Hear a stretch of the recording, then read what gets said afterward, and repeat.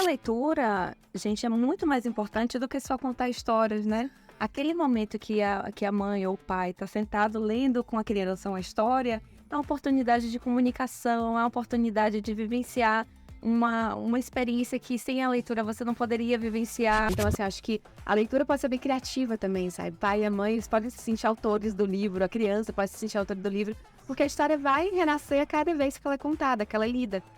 Eu brinco que o que a história mais quer é encontrar um leitor. Sim, a criança, ela traz na casa aquele frescor. Sim. O frescor de, às vezes, você esquecer um pouquinho o trabalho, ou de você ressignificar o trabalho. Ele traz o frescor de você voltar a imaginar. Para tentar educar, você tem que imaginar, você tem que entrar naquele mundo.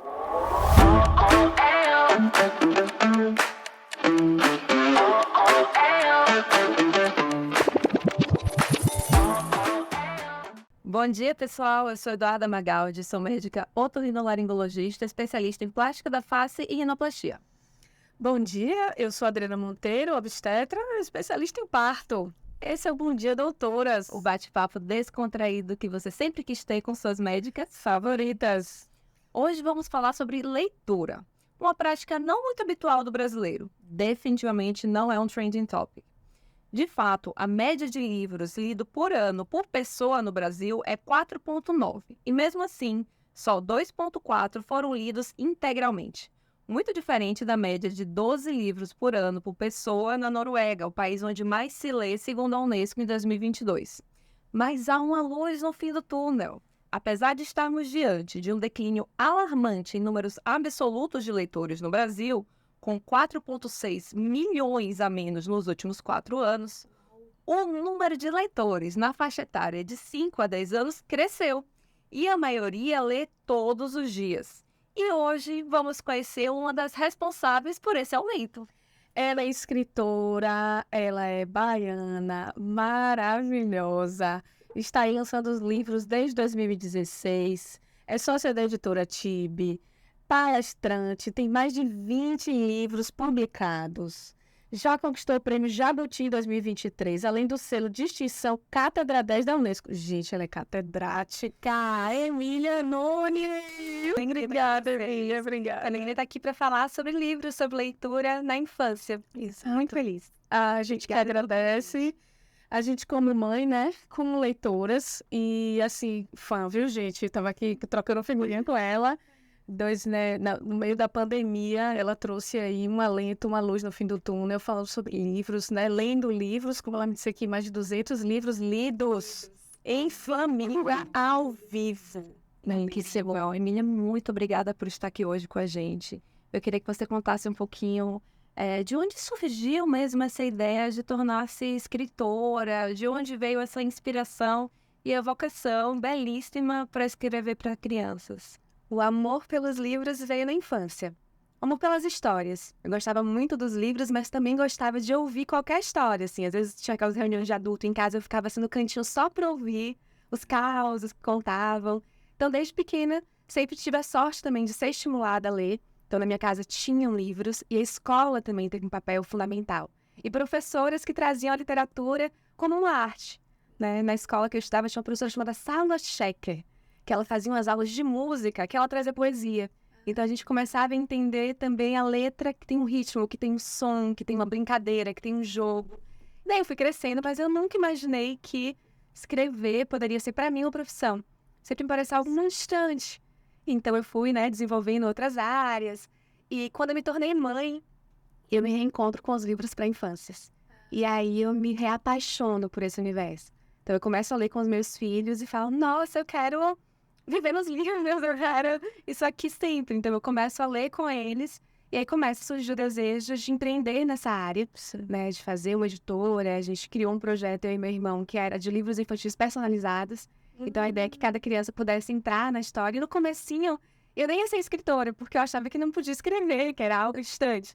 Mas aí uma história começou a pular no coração, assim. E aí nasceu A Menina da Cabeça Quadrada, que foi meu primeiro livro. E até hoje é o meu best-seller, é o livro que me leva assim, muitos e muitos lugares. Tenho que mostrar, gente, porque é fantástico. Esse livro é incrível. É, na verdade, um livro de cabeceira, uma bíblia. Para pai, toda mãe que tem uma criança ali entre 2 e 10 anos, né? Que é a faixa etária que é indicada esse livro. É o livro que acho que as pessoas mais primeiro entram em contato, né, com a sua escrita. E eu devo admitir que eu inicialmente não sabia que Emília era baiana, muito menos Vierice. E eu acho que eu concordo com você que a escola tem um papel assim essencial na formação do prazer de ler. E eu fui do Vieira e depois eu fui para outro colégio, depois eu fui para a faculdade e eu via como era diferente a nossa capacidade de interpretação de texto. Exatamente. E de redação, e era daquele momento, né? Em muitas famílias, o livro chega na casa através das crianças pela escola. Então, é muito importante. Tem muita família que começa a ler quando a criança chega, né, com um livro. Seja uma criança com poder aquisitivo maior, seja uma criança, né, em vulnerabilidade, mas muitas vezes é a escola que coloca o livro e muitas vezes é o livro da criança que forma a família leitora. Sim. Tem muitas famílias que começam a ler junto com a criança e aí começa a despertar esse gosto. Muito pai, muita mãe que não lia, passa a ler por conta dos filhos. Então, acho que assim, é muito revolucionário. Quando a gente vê esse dado que a faixa, né, das crianças está aumentando a quantidade de leitores, isso alegra muito e traz uma esperança que a gente consiga, a partir das crianças, né, com as crianças, fazer um Brasil leitor. E a questão toda também que a gente quis trazer, né, para as nossas ouvintes e nossos ouvintes, a questão da leitura infantil, é porque a gente passa um momento muito difícil no Brasil, né, falando sobre analfabetismo funcional, que é o qual a criança ela consegue juntar as letras, ela lê as palavras, mas ela não consegue muitas vezes interpretar o que tem escrito ali.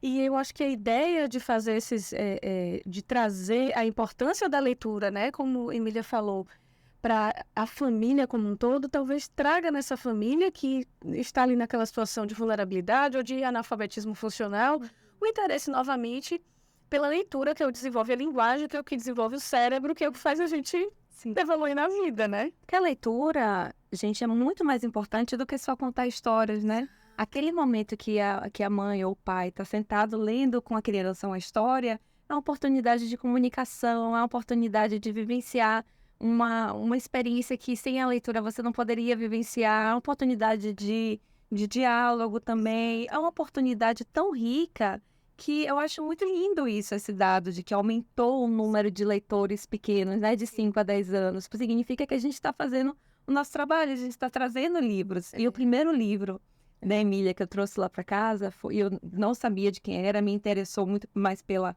temática e pela capa, que é linda, né? Os livros são muito bem ilustrados, a gente vai falar sobre isso. Mas pela temática, porque a gente estava vivenciando em casa o desfraude. Sim. E aí eu achei a história do Popó, que ele estava passando pelo desfraude. E eu acho muito linda, Emília, como você coloca que o Popó, ele tá em contínuo aprendizado. Sim. Às vezes ele tem escapes. E toda vez que a Alice, né, minha filha hoje tem 3 anos, ela já está plenamente desfraudada nesse momento. Mas assim, quando tinha algum escape, eu falava para ela, Alice, tá tudo bem, o Popó também tá aprendendo, você também pode aprender. E isso era muito lindo. E eu queria saber de você, Emília, se você acha importante ler com as crianças e trazer essas experiências que às vezes elas ainda não vivenciaram diante da leitura. Sim.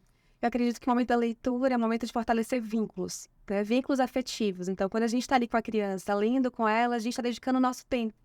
E hoje é tão difícil, né? A gente ter um momento de tempo de qualidade com a criança. Muitas vezes a gente está com a criança, mas está com o celular na mão, ou está ansioso com algo, e o livro, acho que ele conecta mesmo. Ele conecta, a leitura conecta, né? A criança a esse adulto mediador.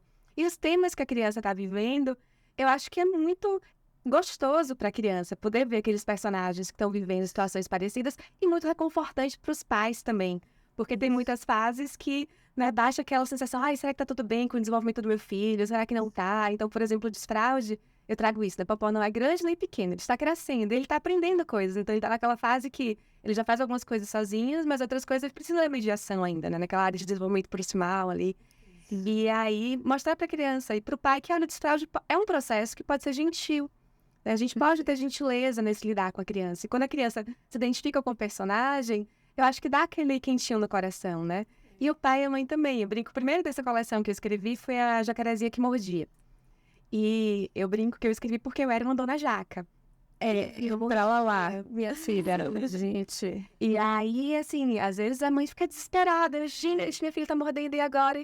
Tem que ter calma, porque é um processo, faz parte do desenvolvimento da criança. Então, também para a própria turminha da escola, para a professora, saber que tá tudo bem, e a criança também. Então, muitas vezes, tem criança que usa a história da Jaquinha para conseguir dizer para o amiguinho que mordeu, não gostei.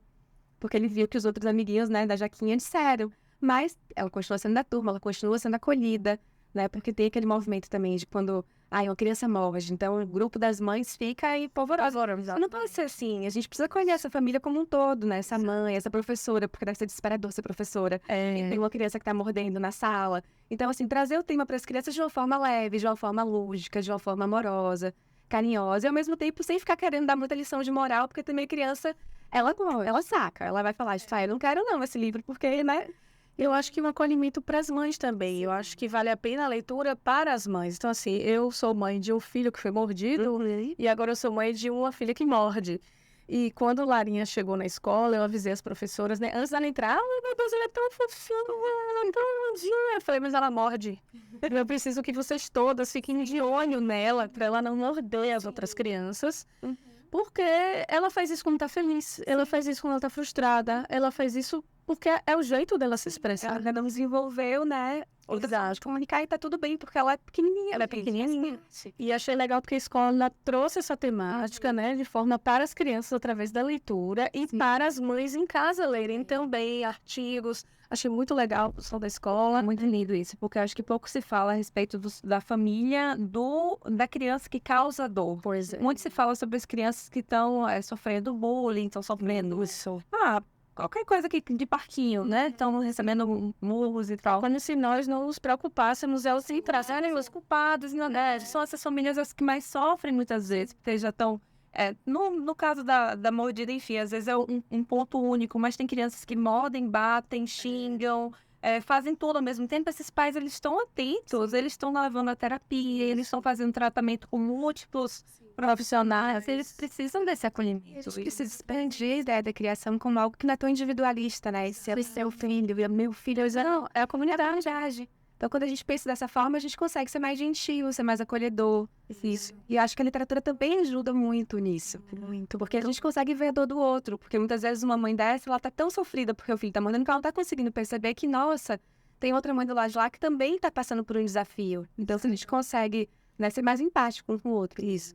E o que eu acho legal, e aí vou falar da parte fã, é óbvio, é que os livros da Emília têm sempre esses temas, né? Que eles não acolhem somente a criança, mas eles acolhem também aquela família, né? Sim. Então, a Menina da Cabeça Quadrada é muito legal, porque ele traz de forma gentil a questão das telas, né? Falando, né, dessa cabeça quadrada, mas dizer assim, eles vão ter que conviver com isso. Eu não tenho como apartar meu filho da tecnologia, não existe isso, né? Sim. Foi como os videogames pra gente, né? Sim, eu acho muito legal o que a Emília traz nos livros dela. Isso de trazer o uso das redes sociais, das telas, vamos falar das telas, né? Nessa faixa etária, de uma forma responsável, é muito inteligente, porque a gente não pode fingir que elas não existem, botar embaixo do pano e dizer que nossa casa não tem. Porque se não tiver, se houver repressão dentro de casa, ela vai ter fora de casa. Porque dá prazer ver tela. O próprio Stephen Cohen, que ele é cofundador do YouTube, ele fala que ele não permite que os filhos dele utilizem os shorts de YouTube. Porque tá comprovado que esses vídeos curtos, eles sobem muita dopamina e causam reações cerebrais que são similares às máquinas de caça-níquel. Sim.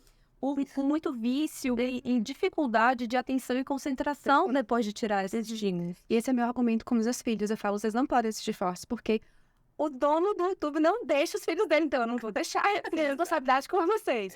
Mas a gente procura conteúdos que sejam adequados, que sejam interessantes. E também eles vão mostrando coisas que a gente não conhece e a gente vai filtrando com eles, né? Mediando. Eu acho que as telas fazem parte das nossas vidas. Eu acho que a gente precisa aprender a usar de forma benéfica para a criança, mas também a responsabilidade, não só dos pais, mas da sociedade como um todo, precisa ser, né? A gente não pode negociar com isso, porque pode fazer muito mal também, se a gente não estiver acompanhando, né? E a criança precisa se sentir cuidada. Isso. Agora ela vai tentar, porque é isso, é feito para dar prazer e dar um prazer imediato, né? Então... E eu queria puxar aqui porque, enfim, foi uma coisa que, na época, assim, eu procurando leituras para Pedrinho, e aí achei o Mãe que Lê. De onde veio o Mãe que Lê? Gente, o Mãe que Lê no Instagram de Emília é muito legal, né? Já tá há alguns anos lá no Instagram.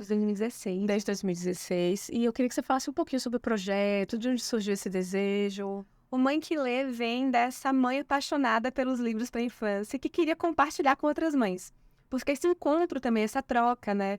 entre as mães. Essa semana, por exemplo, eu fiquei muito feliz, porque no grupo de WhatsApp da escola dos meus filhos, as mães começaram a falar sobre, nossa, a gente queria estimular mais os nossos filhos, que estão ali com 11 anos a ler, e a gente começou a conversar sobre a possibilidade de fazer um clube de leitura entre mães ali, pra gente pensar em como a gente pode fazer isso junto. Mas o Mãe que Lê, eu segui alguns Instagrams que davam dicas de livro infantil, e aí eu comecei a querer dar dica dos livros que eu estava lendo com os meus filhos também. Muito nesse sentido de fazer parte dessa comunidade, né? Tanto compartilhar quanto também receber. Então era muito essa troca. E aí é um projeto de incentivo à leitura em família, que ele acontece ali no Instagram, mas acontece também fora, né? Enfim, palestras, em eventos, em atividades, em encontros de famílias leitoras. Nesses anos já fiz um monte de coisa, mas é uma plataforma muito interessante de encontro com as mães também, né? Com as famílias, tem muito, mas a maioria ainda são as mulheres que, né, tomam essa responsabilidade de incentivar a leitura, né, de cuidar do cuidado, que é uma coisa que a gente precisa pensar em como, né, isso às vezes sobrecarrega, precisa do apoio de todos, né? Os pais precisam estar junto, os avós, mas enfim, mas o Mãe que Lê é esse lugar de encontro e de dicas de livro. Porque tem muita gente que, eu gostaria de ler, mas não sabe por onde começar, porque é difícil escolher um bom livro para criança. Não é uma coisa que a gente já vem com o aplicativo desbloqueado e sabe onde é que tá, né? A gente precisa entender qual é o livro que interessa essa criança, quais são as histórias que interessam essa família, o que é produzido. A gente tem uma sorte muito grande nesse momento, porque tem uma produção de literatura para infância incrível no Brasil e maravilhosa na Bahia. Tem muito autor bom aqui na Bahia. Então a gente tem Renata Fernandes, tem Lulu Lima, tem Ana Fátima, tá Alessandro Marinqueta. Eu posso fazer uma lista, assim, de, sabe, dezenas de pessoas que têm um trabalho muito legal. Então, assim, participar dos eventos literários. Então, é uma forma de também divulgar essa literatura que está sendo feita para as mães poderem se conectar mais. Então, a mãe que tem interesse, mas não sabe por onde começar, a mãe que lá tem dicas. Ela tem dica tanto de livros, um livro sobre tal assunto, quanto também, né, dessa agenda cultural, digamos assim, daqui de Salvador relacionada à literatura. Eu tento compartilhar assim, o máximo que eu posso. Que linda, já quero fazer parte da Mãe que Lê. Já sigo, mas agora quero fazer parte da comunidade. Eu já sou muito legal. Mãe que Lê. Exatamente. Vamos ler, gente. Eu já falei várias vezes aqui, eu sou nerd, eu sou mesmo assumida. E eu gosto de trazer essa leitura dentro de casa. E um livro que eu achei, assim, incrível de ler com a Alice foi o livro Doçura. Sim. Porque a Alice tem 3 anos, né? Vai fazer 4. Ela não sabe ler, não tá na faixa etária dela ler, tá, gente? 3 anos não é pra ler sozinha. Ela vai ler as imagens, ela vai ler esse outro... E por isso a importância das ilustrações. Um bom livro infantil, gente, tem que ter boas ilustrações, porque é junto com o que a mãe ou o pai, ou enfim, o cuidador vai ler, e ele vai ali ativar a imaginação e se fixar naquela leitura de acordo com a boa ilustração. E aqui realmente é fantástico. As crianças pequenininhas, muitas vezes, né, leem com a família, leem com o adulto mediador, mas depois tá lendo sozinho, abre o livro e fica ali, né? Fica ali, assim, relembrando como foi aquela leitura com o adulto, mas também criando a sua própria narrativa, né? Mesmo nos livros que têm palavras, mas nos livros imagem, que é o caso de Doçura, né, que é um livro que a narrativa é toda contada nas ilustrações, ele coloca o adulto, o leitor e a criança no mesmo lugar, no mesmo patamar. Então, assim, é, de certa forma, um desafio grande, né? Tem muitas famílias que me dão, né, o retorno dizendo, Emília, como é que eu leio esse livro? Porque a gente está acostumado, né? O adulto lê o texto, a criança imagina e tá tudo bem. Mas não é um desafio, realmente, né? Criar uma história junto, imaginar. E ouvir a criança contando a história junto também, né? E a Alicinha já consegue contar, Du? Amiga, ela amou o livro. Ela olhou assim pra mim e falou, mamãe, eu finalmente posso ler esse livro sozinha. É lindo, é lindo. E sabe, eu gostei do livro mais porque justamente isso é meio que diferente para cada um. Sim. E quando eu tava lendo o livro pela primeira vez sozinha, me remeteu muito um livro que a gente já falou aqui, que é A Tenda Vermelha, de Anita Diamond. Não sei se você conhece. É um livro que foi escrito já tem muitos anos, né? Sobre uma... Acho que é da década de 80. Da década de 80, uma escritora americana que fala sobre as comunidades de mulheres na época da Bíblia, na época de Jacó. Pega um trechozinho da Bíblia, que é a história de Diná, e conta como se fosse pela perspectiva dela. Mas a história de Diná é uma história muito fragmentada, é um trechinho bem pequenininho da história de Jacó. E a Anita Diamond, ela pega essa história e reinventa, mostrando o papel das comunidades femininas de passarem as histórias, sim, faladas. Porque as histórias não eram escritas. Sim. Muito pouco era dado para as mulheres no âmbito da escrita, de passar suas histórias. Era apenas na palavra. E ali, em Doçura, você vê mulheres passando suas histórias através da escrita. E que poder que isso tem, né? Da pequenininha, a gestante, depois a avó que continua essa história.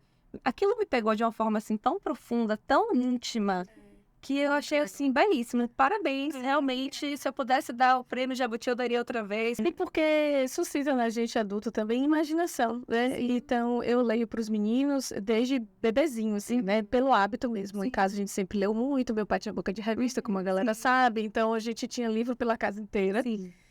E eu lia para pequenininho e falou assim, mas por que você tá lendo para ele? Eu falei, porque ele precisa entender a cadência melódica do português para poder, quando ele for ler, ele já saber como é que funciona. E achei legal porque a gente está nesse mundo adulto e o imaginário, às vezes, ele fica muito pro trabalho, né? A gente tem um trabalho criativo e tal. Porque assim, gente, não é porque a gente é médica que a gente não tem trabalho criativo, tá? A gente tem um trabalho criativo imenso. Inclusive agora.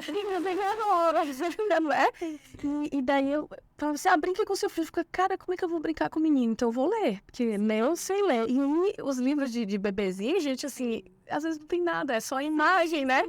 E eu ficava, cara, eu vou inventar o quê disso aqui? E eu ficava quebrando minha cabeça para tentar inventar. Então eu achava fantástico, porque eu digo assim, a criança, ela traz na casa aquele frescor. Sim. É o frescor de, às vezes, você esquecer um pouquinho o trabalho, ou de você ressignificar o trabalho. Ele traz o frescor de você voltar a imaginar. Para tentar educar, você tem que imaginar, você tem que entrar naquele mundo. Nossa, gente, distrai demais. É um pouco de trazer a criança que habita dentro de si. Perfeito. E o Rubem Alves trazia que ler é brincar, né? O Doçura, ele começa no brincar de livro. Eu li uma tese de mestrado de Bia Serra, e ela fala justamente da leitura para bebês. O que é um bom livro para bebê? E aí eu fui, né, nessa leitura desse trabalho acadêmico desenvolvendo essa ideia desse livro. Depois o Doçura, que fala dessa construção desse leitor, né? Esse crescer sendo estimulado a ler desde pequenininho. Ali você vê que ela tá na barriga, né, lendo. E muitas vezes me perguntam, Emília, qual é a melhor idade para começar a ler? E aí, no começo, eu respondia, quando estiver na barriga ainda, você pode ler para criança ali desde a gestação, ali no ventre, né? Existem estudos que mostram que é benéfico para o bebê e para a mãe também. Eu, quando estava grávida, eu lia muito poesia. E eu gostava daquele momento, como você falou, de falar, né? De sentir a cadência. E eu comecei a me falar isso, daqui um dia, dando uma palestra, eu reparei que tinha uma mãe com um menininho, assim, de uns 5 anos, mais ou menos, que ela olhava para ele, assim, e olhava para o que eu estava dizendo, e eu sentia que ela se perguntava, como é que eu boto ele na minha barriga de novo? Porque agora, né, é caso perdido. E aí eu me toquei que não, assim, o melhor momento é agora. Se você tá grávida agora e pode começar agora, comece agora. Seu filho já tem 5 anos, 6 anos, comece. Porque a leitura, ela pode, né, ela vai ser interessante em qualquer fase da vida. E até se você tem um filho maior, né, tem muitas mães que estão nessa fase das crianças com 10, 11, 12 anos, que falam, meus filhos se afastaram dos livros. Você continua lendo com eles? Você continua trazendo esse momento, porque às vezes é interessante, é importante. Às vezes, quando a criança aprende a ler ali com 7 anos, os pais pensam, agora eu tenho que deixar ela ler sozinha para ela treinar a leitura. Muito pelo contrário. Se você continuar lendo em parceria com essa criança, você vai ver que ela vai ler muito melhor, que ela vai interpretar muito melhor, que vocês vão continuar tendo conversas muito importantes. Mas não, vai chegar um momento que ela vai querer saber o que tem naquele livro e que ela não vai querer te esperar. E aí você vai chegar nesse dia e você vai ver ela terminando de ler aquele livro que vocês estavam lendo juntas. Isso agora, pra quem, né, que é muito legal. Então, assim, não pode se ampulhar, aprender a ler, você perdeu esse momento que é tão gostoso em família. E muitas vezes os livros têm assuntos, têm temáticas que a criança ainda precisa, né, tá de mão dada ali, de um intérprete. Isso, tá junto ali com o leitor, que ele confia, né. Por exemplo, uma mãe, um pai, é um lugar de segurança. Então, todo tema é possível de ler com a criança quando você tá nesse espaço de compartilhar, né, com esse adulto. Sim, que lindo você dizer isso, né? Todo tema é possível. Que a gente parte também para os livros que tem uma temática um pouco mais difícil, que a Emília traz com tanta sensibilidade, tanta coragem, na minha opinião. Aí eu queria começar a falar da coleção das Meninocas. Sim. E um livro que eu li recentemente é Forte como Girassol. É um livro que você tem que segurar um pouquinho o choro para terminar o livro, tá, gente? É sobre isso. E eu vou contar como foi a minha experiência, que foi muito particular. Eu li porque eu estava lendo uma sessão de livros que eu ainda não conhecia sobre Emília, para me preparar para a conversa. E aí eu vi esse livro e eu achei bonito, achei interessante, vou começar a ler. E aí eu, médica, me vejo uma criança com cabelo lindo, que tá reclamando que tá cansada, que tá cheia de mancha roxa na perna. Aí eu já vi, né? Ela não vai fazer isso. Não, ela não vai fazer isso. É um diagnóstico. E aí ela tem um amiguinho, não sei o que, daqui a pouco pronto, um amigo vira super-herói. Meu amigo, como é que eu vou continuar esse livro? Existir E aí eu terminei o livro daquele jeito, né? Chorando na frente do espelho. Meu Deus, eu fui levantar. Ainda bem que eu li antes, mas eu Mas eu achei, Emília, assim, de uma sabedoria e uma sensibilidade você trazer esse livro, assim, para o domínio público, né? Porque eu posso ler, a Adriana pode ler, todo mundo pode ler. Crianças que estão passando por essa fase, que não têm representatividade, podem ler e se sentir representadas. Eu queria saber de você, esse livro é para todo mundo? É só para quem está passando por isso? É para uma criança acima de tal idade? O que você pensou quando você trouxe esse livro? Sim. Eu brinco que a gente engravida dos livros, assim, sabe? E quando você tá grávida, o livro não tem jeito, você vai ter que fazer nascer. Então, assim, é um tema sensível, é um tema difícil. Eu levei mais de 3 anos escrevendo esse livro. Porque eu escrevia uma história e falava, não é essa história ainda. Aí escrevia de novo, não é. Porque eu tentava fugir da morte, da possibilidade de uma criança enfrentar uma doença como essa e não sobreviver. É dilacerante, né, para quem é mãe, para quem, né, convive com crianças, assim. Mas essa é uma realidade. Então eu só consegui escrever o Forte como Girassol por conta da gentileza de muitas famílias que me trouxeram e me deixaram acompanhar o processo delas, né, com as suas crianças, né, famílias que alcançaram a cura e outras famílias que também tiveram, né, que se despedir das suas crianças. Se despedir, né, nesse mundo físico que a gente, né, segue levando, né. Então o livro é, de certa forma, uma homenagem a essas mães, que são fortes como o girassol, porque é muito difícil, né, vivenciar esse processo. E o girassol é isso, é flor, mas também é semente, né. Então ele é esse ciclo que continua, que se renova, e que vai atrás desse sol, né, que é a nossa criança, né, a criança que a gente cuida, que a gente ama, é quem guia, né. E o Forte como Girassol, ele nasce assim. Eu acredito que ele é um livro para todas as pessoas que estão dispostas a lê-lo. Não acho que ele tem uma faixa etária específica. Eu acho que é importante que a leitura seja mediada. Mas é interessante como as crianças enxergam muito diferente, assim. Tem muitas crianças que vêm me dizer que querem ser médicas, que querem encontrar a cura do câncer. Tem crianças que me dizem que são artistas, que nem a Maritana. Tem crianças que me contam que gostam de fazer vídeo e desenhar. Tem várias situações que vêm. Agora, assim, acho que eu sempre aviso para as mães quando eu posso, ler antes. Porque eu sei que para nós, mães, acaba sendo um disparador de, né? A gente se emociona. Eu chorei horas depois que eu escrevi esse livro, assim, quando ele nasceu. E por conta de, né, desse tema que é um tema sensível. E pela gratidão também a essas famílias, especialmente a família do Gu, que é o nosso personagem que vira super-herói de verdade. E, inclusive, esse superpoder, quem trouxe foi a tia do Gu, que trouxe, né, o poder da invisibilidade, enfim. Então, foi uma coisa de muito, assim, poder conviver com essas famílias. Eu agradeço imensamente, assim, porque a delicadeza desse livro, né, a possibilidade de a gente chegar nesse tema, eu acho que é muito por conta da generosidade dessas famílias, sabe, de partilharem. E é um abraço em quem tá passando. E é também uma forma de, assim, as crianças, né, que não estão passando por isso, mas que eventualmente têm um amigo, tem alguém na escola, ou até pessoas que não é sobre o câncer infantil, mas tem uma avó que teve câncer, que viu que ficou carequinha, ajuda elas a entenderem, faz parte da vida. E outro exemplo muito forte para mim de um livro que você trouxe, um tema que eu acho que a gente quer proteger muito os filhos, mas não sabe muito bem como tocar, é na história da Mini Fashionista. Na Mini Fashionista, a Emília traz um tema que é muito comum E atual. crianças e atual. Isso é a posição daquelas crianças ou pré-adolescentes, adolescentes diante das redes digitais, das redes sociais. E aí você traz de uma forma tão responsável, incluindo os pais na tomada de decisão, com a lista de regras e orientações que pode fazer. Inclusive, o que pode acontecer se você não permitir que seus pais estejam diante daquela sua tomada de decisão, né? Daquele sua vivência no mundo digital, que é o que acontece com como é o nome? Com a Jujuba Lu, que ela vai se encontrar com um estranho que diz ser um produtor, mas na verdade fala que não é para contar para os pais, nem para os professores. E aí, eu achei aquilo ali, nossa, o que é que vai acontecer? E eu achei tão forte, mas tão lindo e tão corajoso também. Eu queria que você contasse como é que funcionou esse processo de criação. A Mini Fashionista, ele surge em um evento que eu fui convidada uma vez, logo no comecinho. Quando eu lancei a Cabeça Quadrada, eu fui convidada para participar de um evento, que era um evento para crianças, um evento de brincadeira, mas que ia reunir mini-influencers, né? Crianças que estão aí nesse universo digital. E eu estava começando na época, eu atendi o convite e fui contar a história. Fui contar a história da menina da Cabeça Quadrada.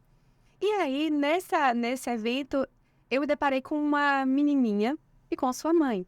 Ela devia ter 4 anos, não tinha mais, não tinha mais do que 5, com certeza. E ela tava toda vestidinha, assim, de princesa e com uma coroa. E ela ia brincar, porque o evento era pra brincar, tinha pula-pula, tinha parquinho. Esse era um evento muito gostoso pra criança.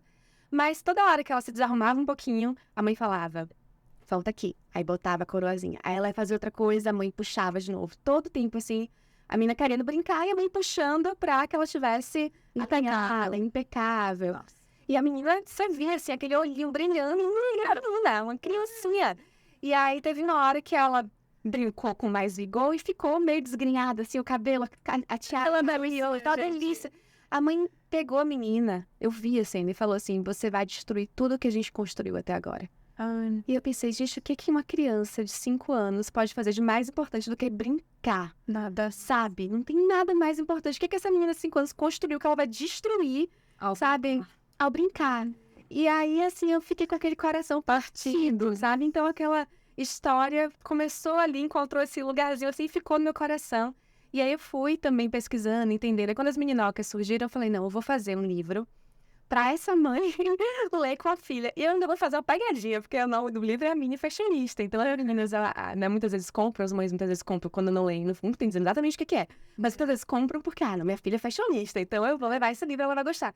E aí, o livro é, de certa forma, uma conversa com as mães. Sim. De dizer, olha, se você vai topar que seu filho, sua filha esteja nas redes sociais, você precisa estar presente.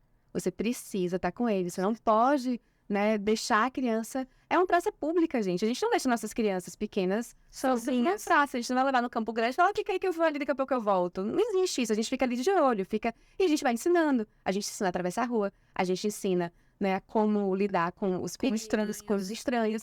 E a internet é isso também. As crianças precisam ser educadas para isso. Então, a gente tem uma mãe, que é a mãe da Maricotinha, que quando a Maricotinha diz que quer fazer um canal no YouTube, ela fica desesperada. Porque ela não quer nem ouvir falar sobre isso. Para ela é um absurdo.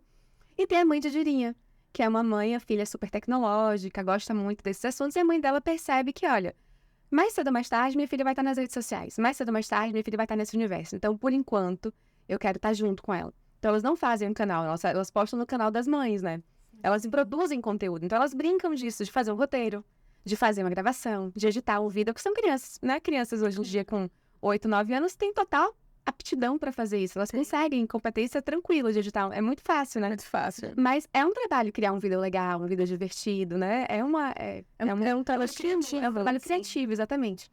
Então, a gente a mãe de Dirinha que convence a mãe de Maricotinha de, a gente pode fazer assim, elas conversam e decidem que tudo bem. Mas a gente tem o contraponto que é a Juju Balu. A Juju Balu é um personagem que tá nas redes sociais desde pequenininha e que a mãe deixa solta. Então, a Juju Balu, o que ela quer fazer? Ela quer abrir caixas, ela quer fazer unboxing. Ela quer fazer, né, desafios. Ela quer fazer, né... Enfim, ela vive aquele universo que não é um universo que traz coisas positivas para a criança. Sim. E ela, né, se coloca, né, é colocada, né, porque ela é uma criança, ela não se coloca, ela é colocada em uma situação de risco. Então, um adulto, né, uma pessoa que a gente não sabe quem é, faz contato com ela pela internet dizendo que é de uma revista.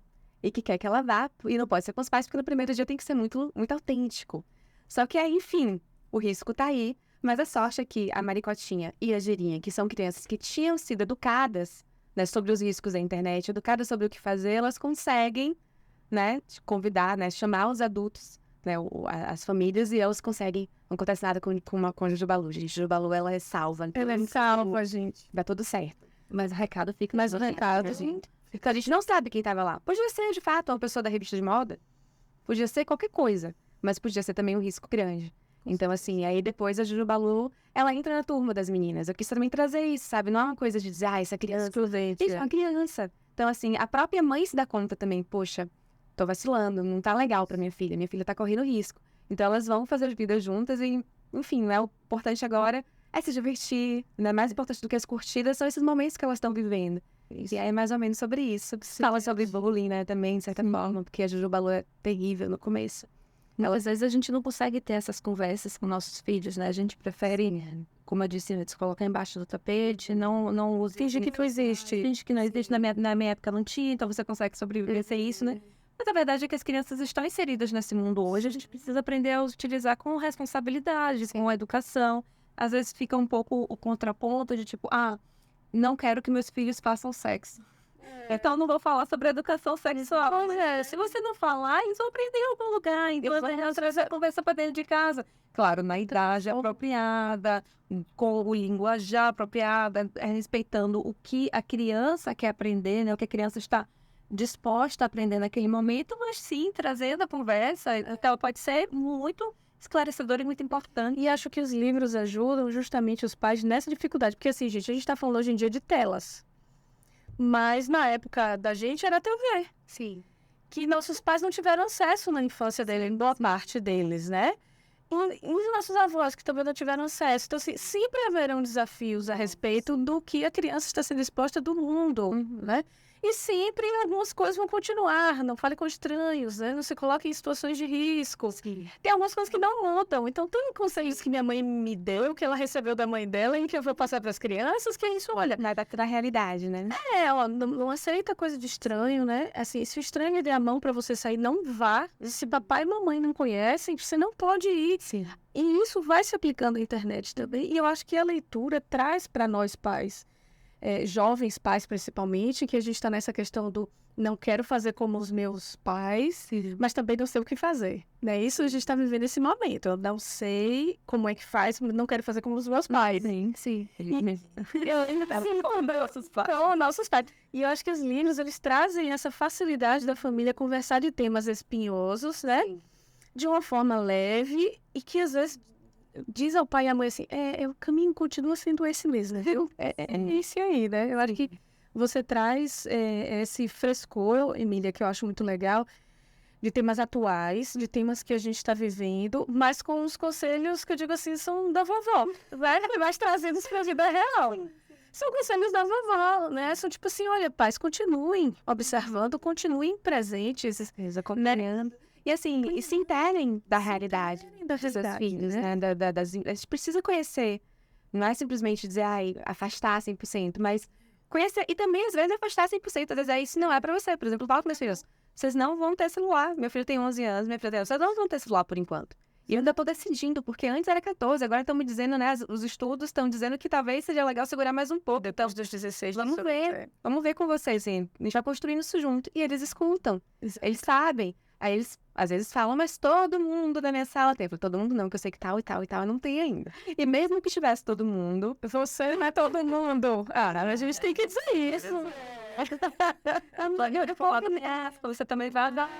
Mas eu quero que eles entendam, sabe? Eu quero que eles realmente compreendam. Ao mesmo tempo que eu também tô falando aqui, mas eu sou a maior cabeça quadrada que eu conheço. Meus filhos também, eu luto o tempo inteiro para que eles não fiquem cabeça quadrada, porque não sejam sugados pelo zumbinete. É difícil, porque é um estímulo muito forte. E são muitas, assim, agora a rede social é uma coisa que a gente tem que ter cuidado mesmo, porque a criança e o adolescente, ele quer aceitação. Exato. Então, assim, é um lugar que a chance de risco, né, pra criança é muito grande. Então, a gente tem que ter cuidado. Então, se a própria rede social diz que não é pra não ter ninguém com menos de 13 anos lá, você vai deixar uma série só três na mão, outra não vai. Não pode. E é lindo você falar de aceitação, porque eu acho que o próximo livro que a gente precisa falar aqui é Da Raiz do Cabelo à Ponta do Pé, que é sobre... parece ser, mas não é. Sobre se encaixar em boxes, né? Em caixinhas de onde você pertence. Sim. A Nandoka, ela quer ser bailarina, né? Ela vai para uma aula de balé e ela não se identifica com todas aquelas meninas vestidas naquele padrão meio estereotipado da bailarina, né? Procurando bem, todo mundo tem pereba, só a bailarina que não tem. E nós seguimos nessa ideia romantizada, estereotipada, que a bailarina é só daquele jeito. Magrinha, alta, cabelo liso, caucasiano, com coque perfeito, a ponta do pé lá em cima. E eu fiz dança, eu tenho 10 anos de balé. A gente vai falar um pouquinho sobre dança, tá? Aqui no podcast.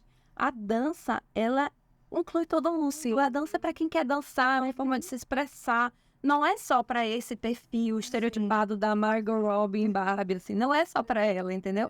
É para todo mundo. E a Nandoka descobre, né, na aventura desse livro, que eu acho fantástico. Aí tá no meus top...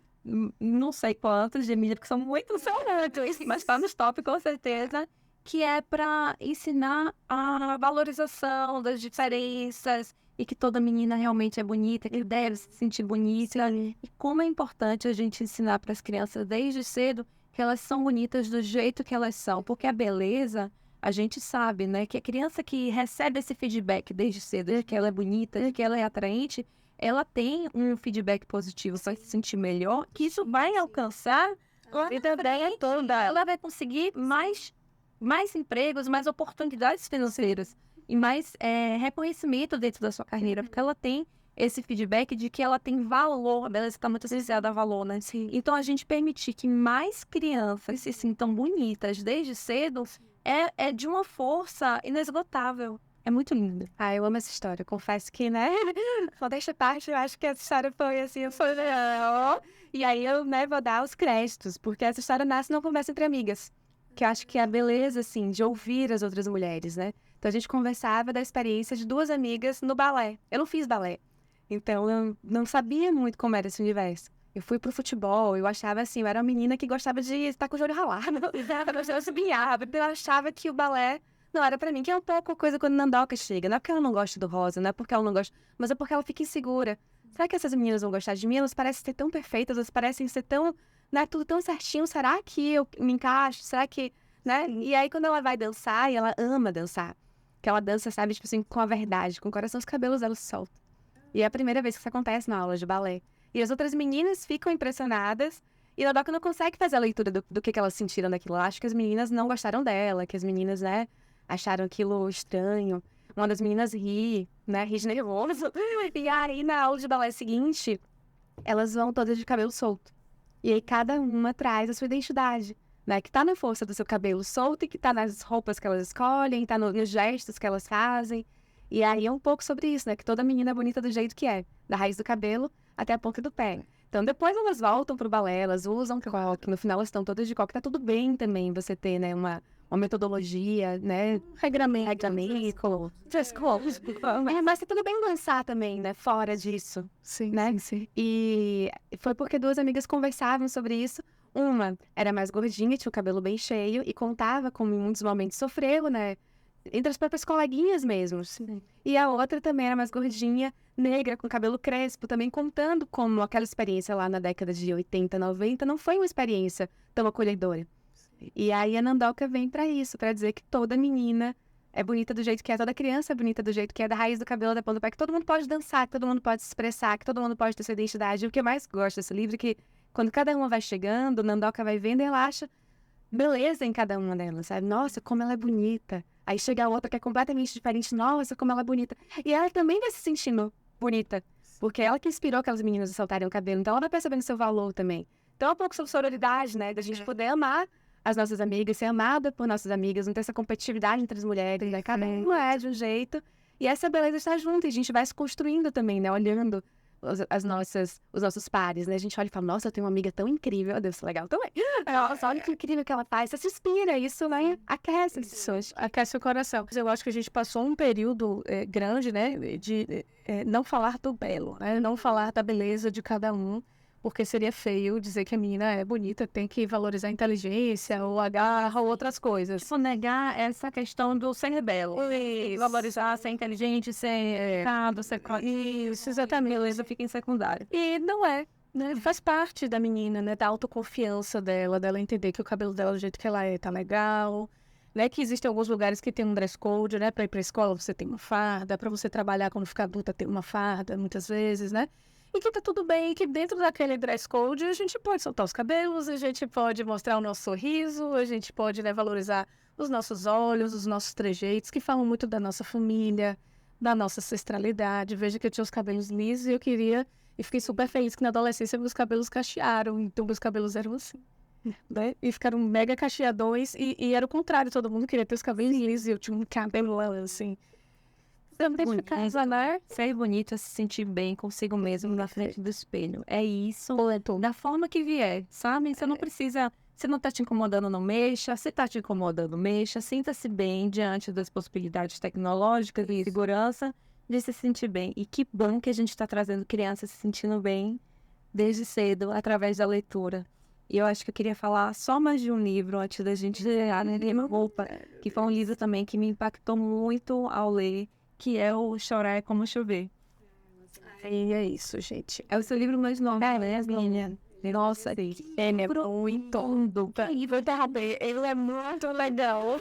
Choré Como Chover é um livro imagem, né? E depois é um livro misto, é um livro imagem, um livro texto, que vai mostrando a história dessa... Como é o nome dela? Ela tem nome? Ela tem um nome, né? A gente que inventa os nomes, que eu não lembro ainda. É o que você criou pra ela. E é lindo como você já tinha isso nas flores, né? Da Forte Igual ao Girassol. Você traz de forma muito poética que as nuvens vão se fechando, vai dando um aperto no peito, e aí a chuva começa a descer quando cai a primeira E lágrima. aí eu vou aqui falar, o que era leve fica pesado e chega um instante em que não podemos mais aguentar. Chorar é como chover. É muito lindo esse livro. O livro, eu vou dizer que esse livro é muito mais para mim, né? É isso, gente. Aceito Emília Nunes, o livro é um acolhimento para as mulheres, né? Para as mães, para as famílias. E aí, de repente, serve para alguma coisa para as crianças. Então, isso De onde surgiu esse livro? Assim, do zero, por favor. não do zero, porque ele é muito legal.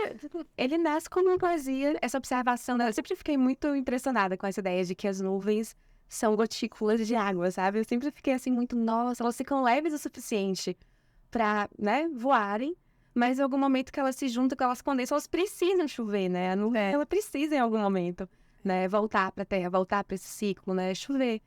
E então nasce primeiro essa poesia, fica na gaveta durante muito tempo.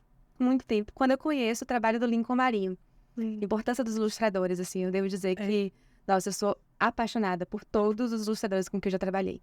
Pelo Heitor, na Turma da Jaquinha, pela Bruna Cis Brasil, com a Cabeça Quadrada, pela Ana Cunha, maravilhosa, com a Ana Paula Azevedo, que também é incrível. E o Lincoln, eu fiquei encantada, apaixonada pelo trabalho dele. Conheci ele, enfim, por outras... A Cabeça Quadrada que me trouxe ele, inclusive. E aí, quando eu comecei a olhar o Instagram dele, eu falei, nossa, eu quero fazer um livro com esse rapaz, porque é muito bonito. E eu fiquei pensando, mas que texto? Aí eu lembrei, olha, era outro nome, o título. Aí eu comecei, aí chamei ele, a gente conversou. No momento não dava, assim, não era o momento que a gente conseguia fazer. E aí passou um tempo, eu reencontrei o texto, comecei a mexer no texto e chegou o e-mail dele. Menina, lembra daquele texto? Será que a gente tem...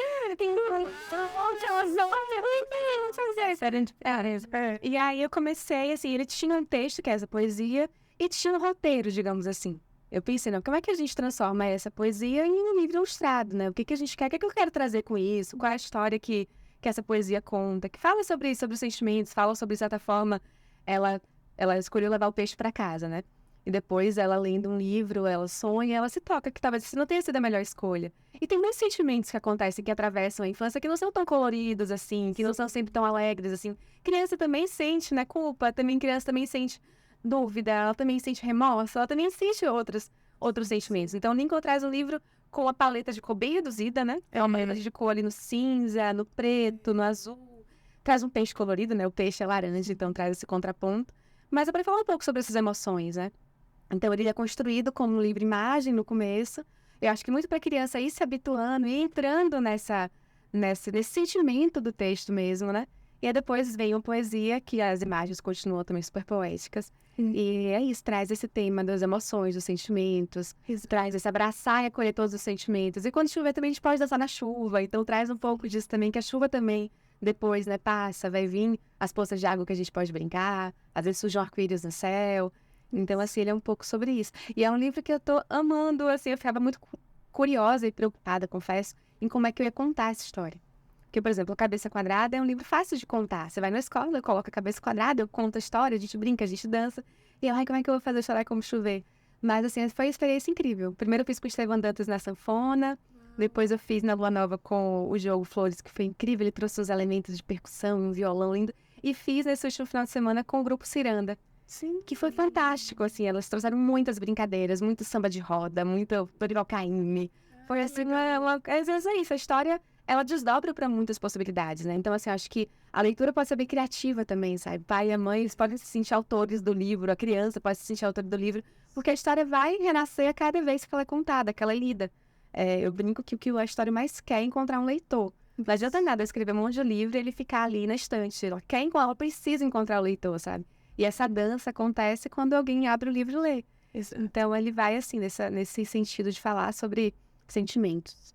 E eu também me sinto muito feliz com o retorno das crianças sobre ele, porque tinha um pouco essa preocupação. Será que eu estou entregando para as crianças um livro que talvez não vai interessar tanto a elas? Será que é um livro mais para adultos? E aí é muito lindo ver as professoras, né, levando o livro para a sala de aula e nas contações de história, como a gente se conecta com as crianças, mesmo com um livro, né, por um caminho menos óbvio, talvez, assim, né, Mas é isso. É o que eu sempre digo, né? Eu tenho fé nas crianças sempre. Eles têm uma apreensão do que eles veem com as imagens, mesmo que a gente não leia, que toca elas pelas cores, pelo tipo do traço, pelo desenho, que às vezes nós não temos, às vezes, a capacidade de abstração que uma criança tem. Sim.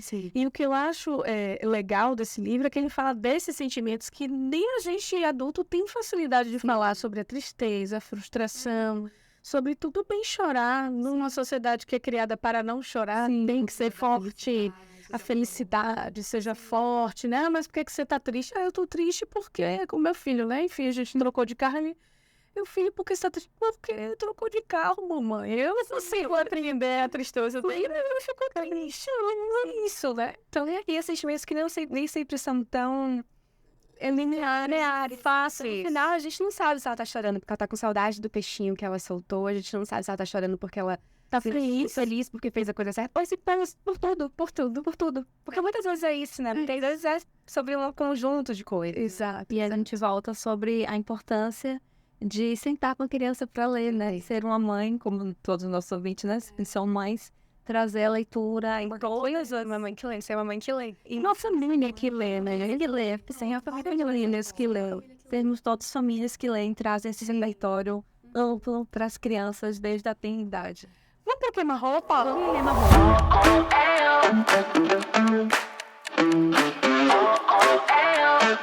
Vamos lá. Emília, ler livro ou assistir o filme do livro dá no mesmo? Não.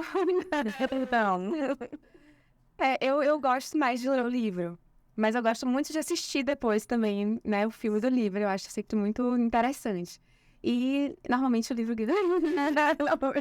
Eu sou dessa. Eu adoro assistir o filme. Mas você já sabe como é que vai terminar, não importa. A experiência é diferente. Eu com o cabelo X, tá Y. Mas os filmes também são maravilhosos, né? Eu acho que é muito gostoso ver um livro virar filme. Porque é uma imersão, uma interpretação, é uma leitura daquele livro, né?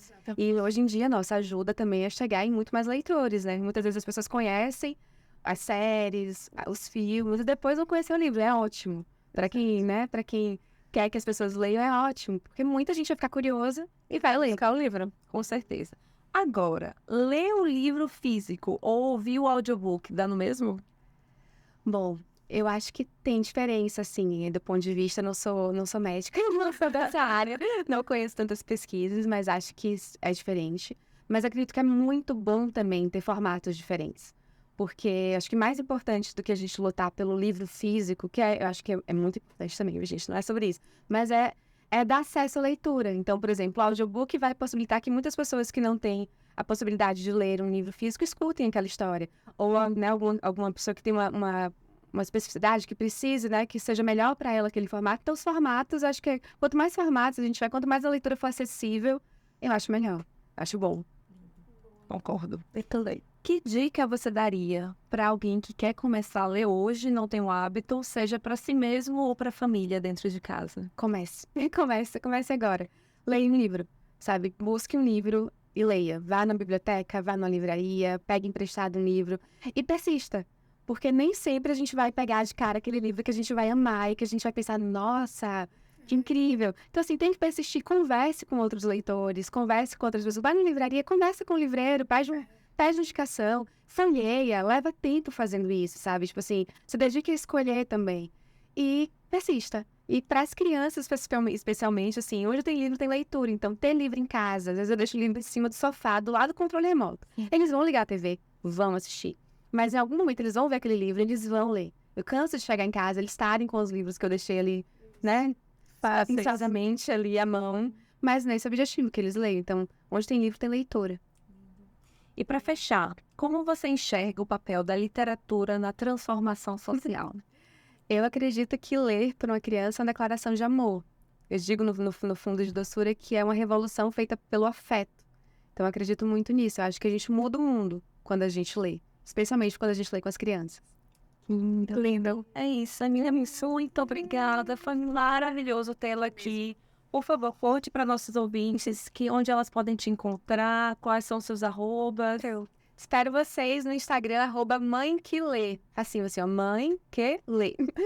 @mãequelê. E os meus livros estão no site da editora Tibi, tibi.com.br. Então, também na Amazon, é fácil de encontrar, é só pesquisar.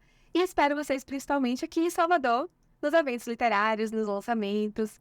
E é isso, muito, muito, muito obrigada. Muito obrigada. Gente, é isso pelo episódio de hoje. Espero que vocês tenham se inspirado em ler e conhecer mais sobre Emília Nunes, porque eu já tenho aí mais pelo menos uns 7 ou 8 livros na minha... É sobre isso. E isso daqui vou consumir hoje. Livro hoje. Exatamente. Deixem seus comentários, sigam a gente no Instagram, @BomDiaDoutoras, tudo junto, YouTube, Deezer, Spotify, onde você preferir consumir seus podcasts. E lembrem-se, meninas, vocês podem tudo. Até o próximo episódio. Até mais. E este foi o episódio de hoje. O que mais você gostaria de ouvir? Deixe nos comentários. Se inscreva no canal para que esta página atinja ainda mais mulheres incríveis como você. E se estiver ouvindo no Spotify, agradecemos pelas 5 estrelas. Até semana que vem!